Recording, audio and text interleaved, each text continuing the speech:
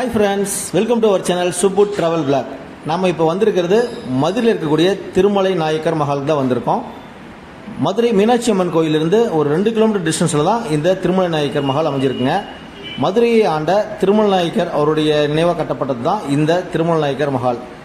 இங்கே இது ஓப்பன் பண்ணியிருக்க டைம் பார்த்தீங்கன்னா காலையில் 9 மணிலேருந்து மாலை 5 மணி வரைக்கும் இதில் ஓப்பன் பண்ணியிருப்பாங்க. இந்த திருமலை நாயக்கர் மஹால் சுற்றி பார்க்குறதுக்கு இதுக்கு பெரியவங்களுக்கு டிக்கெட் பார்த்தீங்கன்னா 10 ரூபாயும், குழந்தைங்களுக்கு டிக்கெட் ஃபேர் பார்த்தீங்கன்னா 5 ரூபாயும் வாங்குறாங்க.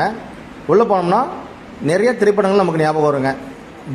பாம்பே படத்தில் இருந்து, பீமா படத்தில் இருந்து, விஜயகாந்த் சார் நடித்த நரசிம்மா படம் வரைக்கும் இந்த இடத்துல தான் படம் ஷூட்டிங் பண்ணியிருப்பாங்க. சூப்பராக இருக்கும் இந்த இடம் பார்க்குறதுக்கு. இதோட ஹிஸ்ட்ரி பற்றி பார்த்துடலாங்க. இது கட்டி முடிக்கப்பட்ட ஆண்டு பார்த்தீங்கன்னா 1636ங்க. அதை ஆண்ட திருமலை நாயக்கர் அவருடைய பேரால் தான் இந்த இது கட்டப்பட்டிருக்குங்க. ஒரு ராயல் ரெசிடென்சி பொலிட்டிக்கல் ஹப் இன் மும்பை, மதுரை அப்படின்னு சொல்லக்கூடிய இடத்துல இருக்குது இந்த திருமலை நாயக்கர் மஹால். இதுக்கு நீங்கள் விசிட் பண்ண மதுரைக்கு வந்தீங்கன்னா மீனாட்சி அம்மன் தரிசனம் பண்ணிவிட்டு தாராளமாக இதை விசிட் பண்ணி பார்க்கலாம். சூப்பராகவே இருக்கும்.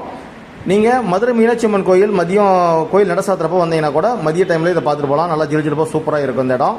இது வந்து பார்த்திங்கன்னா தொல்லியல் துறையினால தான் இந்த இடம் வந்து கண்காணித்து பராமரிக்கப்பட்டுருக்கு.